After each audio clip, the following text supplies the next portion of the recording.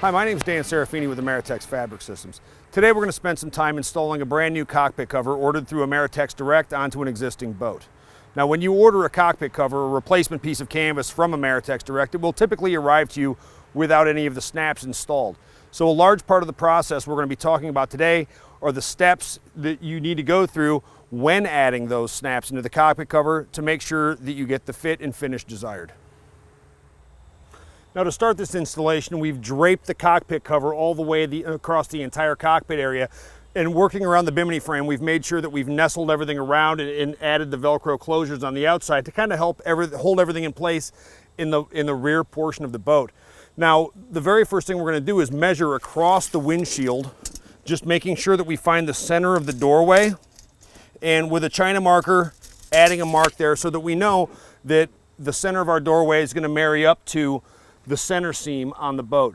Now, as we already mentioned early on, your cover does come to you without any of the snaps installed. Now, this is done for a very important reason.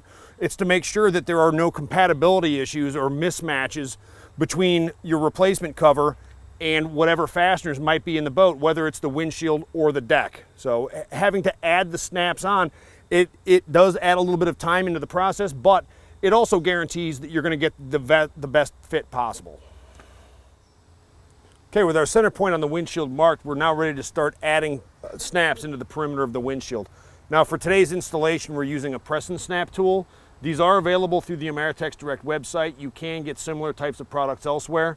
But the installation now starts with pulling the windshield down, or pulling the cockpit cover down over the windshield and aligning the center line on the cover with the mark that we made. And in this case, it should, and it does, correspond with the cutout that's on the bottom of the windshield for the bumper. Now, starting on one side, we'll align it over center, stretch it over, and then with a China marker, add a mark where we want the snap to go. Now, with the press and snap tool, we will hold it over and add the snap right on that mark. Now, it's important with this tool that we make sure that we've got appropriate tension being applied and that we've got a good crimp on the snap.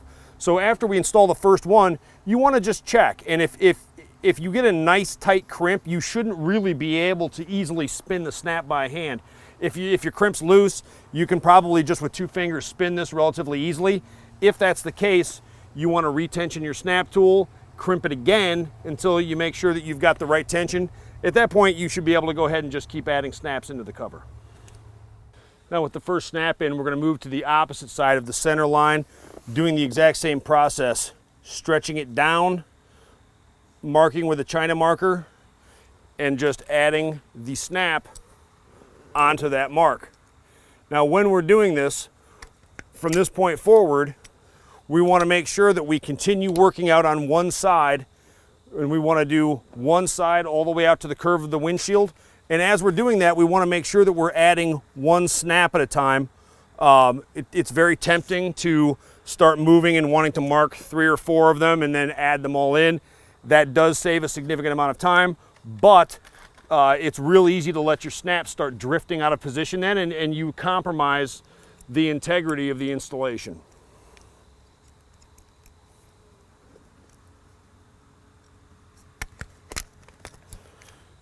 With snap added, again, we just continue working our way out and around.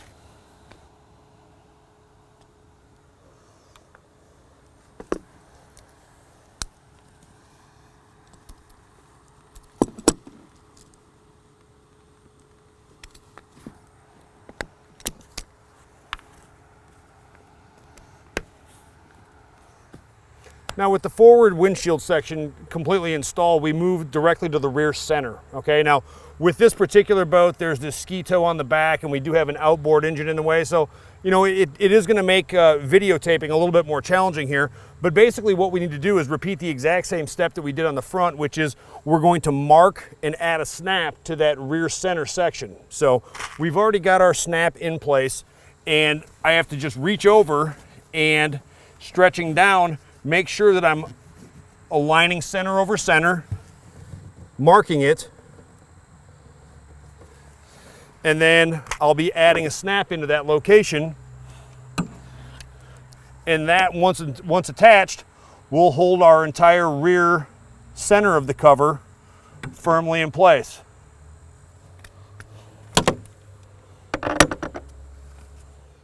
Now with the rear center snap added and secured down into place, we're going to move into the rear corners. So we're going to come to one side first, stretch to the outside corner, and mark and add that snap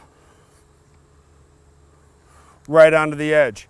Now, one thing that does need to be pointed out, when we're adding the snaps, physically adding the snaps into the cover, you know, we want to try to mark them a little bit further in so that when the snap is added, we don't run into a situation where we're too close to the edge of the material. Ideally, we're going to have it to where the edge of the snap sits flush with that edge, the edge of the edging material. Now with the first corner having the snap installed, we immediately move over to the opposite side and we're going to do the same thing over there, one snap in the corner, and at that point we'll have all of our key points tacked down. We'll have good front to back stretch, our corners are now going to be tensioned properly, and we'll be able to start filling in all of our blanks in the straightaways in between the corners. I now have the second rear corner tacked down, and it's time to go ahead and just fill in the rest. So starting on center, I'm going to go ahead on one side only, start working my way out one snap at a time, marking and adding the snaps. Once I get all the way out to the corner where I'm already fastened, I'm going to go right back to the center on the opposite side and go ahead and work my way back around out to the other corner, and then we'll have the entire back end of the installation complete.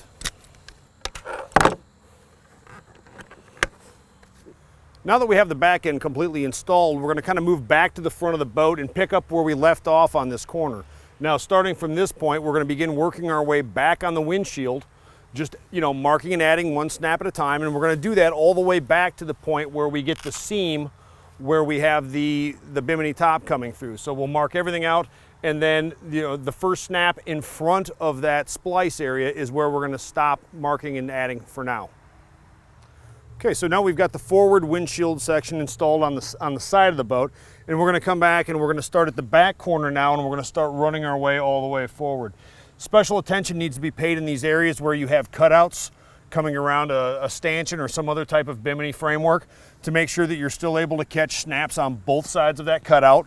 But we start at the back and we just start one snap at a time, you know, marking and adding until we get all the way up to the front, and then we complete everything with the last snap on the back side of that bimini cutout.